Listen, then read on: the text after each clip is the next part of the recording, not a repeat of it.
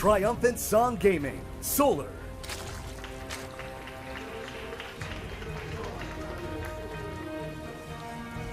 Honeymoon Dessert. That is a great sponsor. What? Hurricane.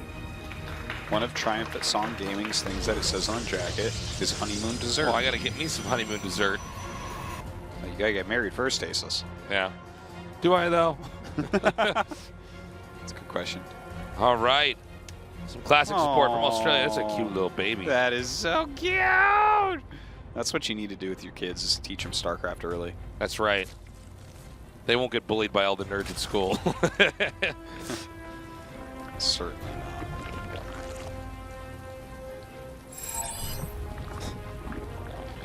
Wow, I didn't realize how one-sided the history was here. Overall, throughout all of StarCraft history here, 9-1. Solar has basically never lost to Hurricane. Wow. But, again, we saw Hurricane playing pretty damn well just recently here. So, I mean, maybe Hurricane can nullify the results that we're already seeing here. I mean, if you take that many games, okay, yeah, it doesn't look like it's going to be easy for him, but it's a different day, and he certainly is looking a lot stronger. So maybe we'll see something happen here. I didn't realize it was that one-sided, though. Well, for completely recent results, I mean, they were both in Super Tournament, but Hurricane did much better. So yeah, you know, I could definitely see Hurricane taking out Solar here. I'm not really worried about that 7-0 that's occurred. It's just I guess what we're looking for is if Hurricane's going to play well, because it seems like he chokes a bit. It seems like a mentality type of issue because his best games look extremely high-end. Yeah, he seems to be one of our more yippy players. More yippy players. He's a little bit more yippy up there. He gets the yips when he's on stage. He's a little bit more nervous, a little bit more wiggly, a little bit more anxious than a lot of these other guys that some of the best players you have out there, they don't really feel that much when they're on stage or, you know, playing in front of these big audiences. Oh, that's hilarious. He puts the Forge in view of the Overlord, and then Overlord makes sure and checks it. Well, I've never heard a player referred to as such, Tasteless, but I will... I got to mix it up, Artosis. I will absolutely take that. I'm going to stay on top of my caster game here. Yeah. Yeah, he's over the junkyard. See, there you go. You're doing it too, Artosis. We never called that the junkyard before. I've never seen Overlord try to hide there. All right, is he going to get it? What is this Overlord doing? Well, it's like, I'm looking for LG Gamers builds. Oh! So sick. And again, for the record, I think hallucinations should do 1 damage. Okay, finally the Overlord is picked up. There's a Robo coming down here, more gateways as well. We've got Zerg on 3 bases here. I think Solar got a very good read early on everything that was happening back there. Nothing like bad has happened to Hurricane. It took him a bit to get that. The hallucination stayed around way too long and isn't going to get a full scout off, unfortunately. That's kind of funny. Sees a Roach Warren. Doesn't get to see the lair. Well, it seems like Hurricane is just going for, well, just an Immortal Century push eventually here. That +1 being chronoed. I love the fake War Prism. I love it.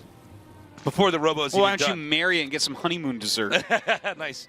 I was actually going to try to figure out some kind of joke to get that. And here's the thing. You don't even got to worry about it, Tasteless, because the hallucination will eventually run out, and you can probably eat its dessert as well. You get 2 honeymoon desserts at that point, and you can collect on the life insurance. That's true. So the fact that he did the fake War Prism is really smart, because that would totally make the Zerg miscalculate when the gateways are coming out. So actually this build here, the strategy overall from Hurricane is actually pretty sick. The question is Solar going to be caught off guard by this? I mean, how many times have we seen great Protoss players try to trip up somebody like Solar? Many times? Yeah, you're right. You nailed it, Artosis. You're just acing this oral quiz that we've got going on here. And the question is this going to be one of those moments where you can throw him off? I think this is probably one of the better techniques that Hurricane could try to employ here. Now we just got to see if Solar's ready and how exactly he's going to try to deal with this, because it's more than clear now that is also not a hallucinated War Prism. This is the real deal. And That's right hallucinated Zealots, though. Gosh, he's using a lot of hallucinations. Oh my God, I actually almost didn't notice that. Yeah, he never ended up getting an immortal either. Monitor here. The funny thing though is I guess hallucinated zealots in a weird way can soak up some more damage and maybe be utilized more effectively than force fields in some cases, I guess. Yeah, they definitely have some use. No question. The other thing is I don't know if you're going to be checking right away to see if those are fake, right? No, it's really hard to tell if they're fake, actually, as the Zerg player. Yeah, There's so much damage coming out. Wow. Sick. GG. I really like the hallucinated zealots. Yeah, and it makes actually Solar a lot more scared even, and might make him misjudge when and where to engage. Here's the other thing too, Artos, is I don't know if Solar really fully understands what just happened to him there in that strategy. You know, it's not like you lose that game and you know, it's like a James Bond villain. They tell you exactly what their evil plan was all along. He doesn't know. He doesn't have time to check the replay. He's not necessarily going to know that. And it wouldn't occur to me, I think, or almost anybody in that moment to say, how many of those zealots are real? Well, it's certainly not. We never see that. But if Hurricane is a gentleman like Huck, maybe he'll tell them that they were halukes at the beginning of this next game. Yeah. Well, we're going to go into game 2. Right now, Hurricane's just 1 win away from going on to the winner's match, even though it's hard to imagine Hurricane beating Classic. I'd much prefer to try to face off against Classic and let these other guys cannibalize each other in the loser's match. Yeah. Let them have a dirty ZVZ and whoever comes up, whatever. Yeah, exactly. Okay, Cyber Forest is going to be our map for game number 2 with these two. Again, Classic is waiting in the winner's match to face off against the victor of this best of 3. 게임이 시작됩니다.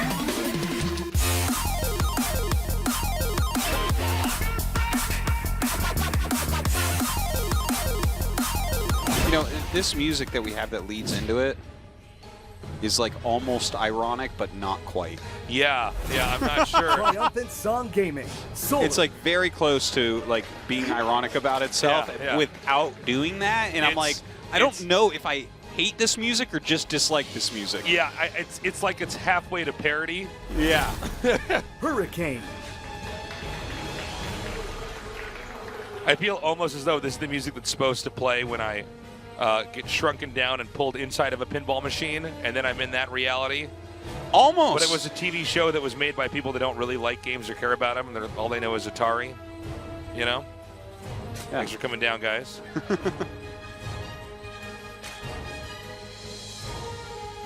So, really cool opening here for Hurricane. Yeah, the amount of hallucinations was pretty wild. Hallucinated War Prism, and then 2 of them.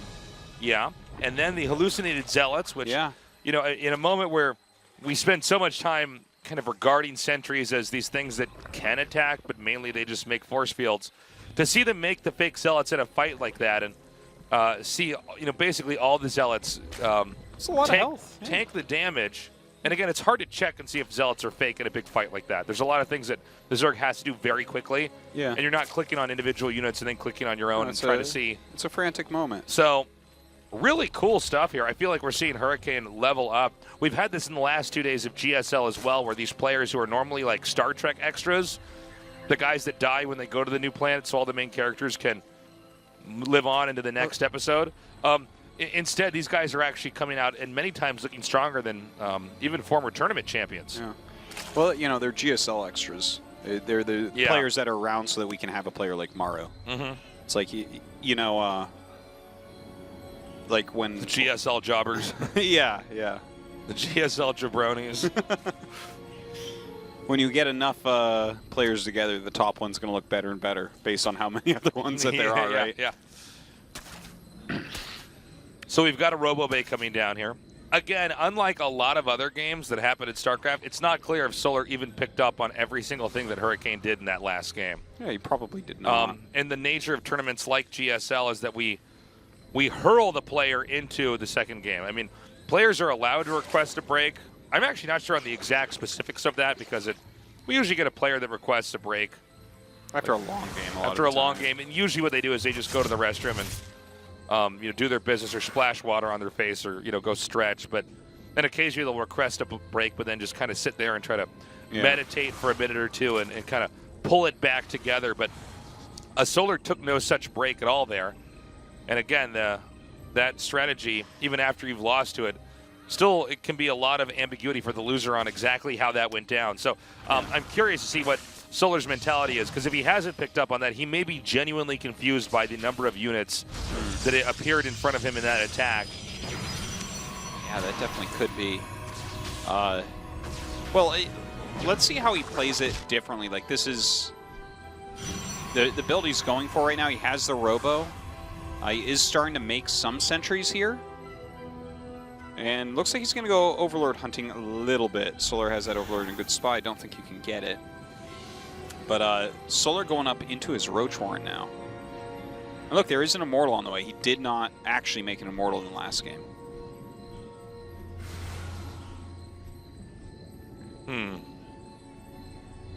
It's going to come out now. And see if he does a little bit of harass over here. The Roach Warren nearing completion. Shade in. See what he can get done. So far, not much. Looks like he might be able to... Oh, not even getting that drone. Okay, 1 kill there. But he saves it. Yeah, going to be able to get out, sink an Immortal on the way. Looks like he's continuing onwards. With the Forge and Twilight coming up, this has to mean third base. You don't just make those and you're like, okay, I'm going to start Glaives and +1 and attack.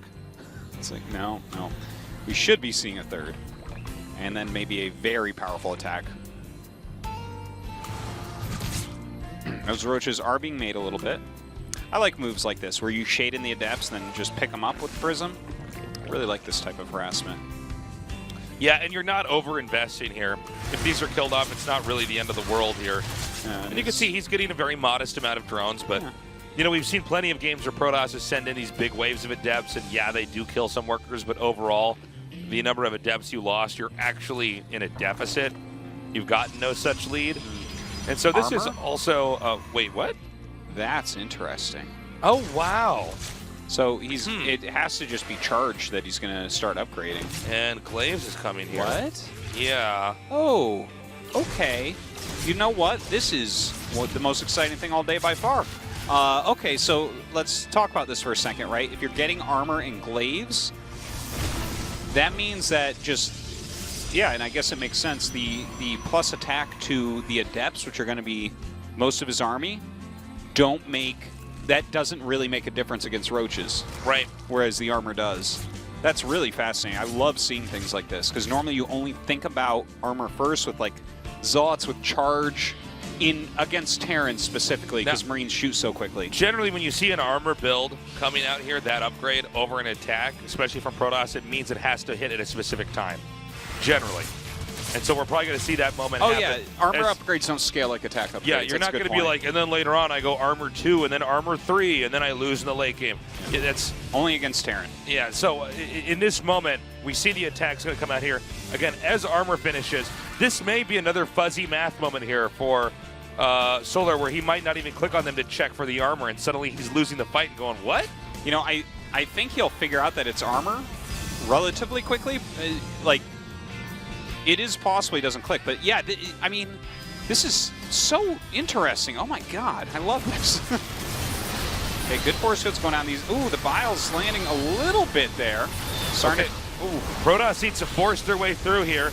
No hallucinations this time around, but this is a lot of damage being dished out here. The problem is these Adept Glaives, if they connect, and a lot of them are, I mean, oh my god, he lost the Warp Prism. I was about to say that Warp Prism is a little bit too close. Now there's Lynx winning in this counterattack, but is there too much damage? Can this army simply snowball their way through here, destroying everything in its path? Well, the longer he hems and haws right there, the less likely that is. He's kind of going back and forth. He's a little bit unsure of himself. You really need to commit one way or the other. In this case, he's going to go for the third instead of the natural. I wonder if the natural maybe would have been a better choice, considering if he takes that out, he screws up all waypoints from there on out. I guess this way he can't be flanked from 2 different directions as easily. So chooses that third base. It does have a lot of drones at it. He's starting to kill quite a few drones, but he did lose his third during this. Okay, I believe all the sentries are out of energy, correct? Just about. Just about. We're seeing these kind of weird force fields that make the Roaches move over to the side. But to be honest, man, I actually think that Hurricane's done it again. Solar never got to play the game he planned for. GG. What an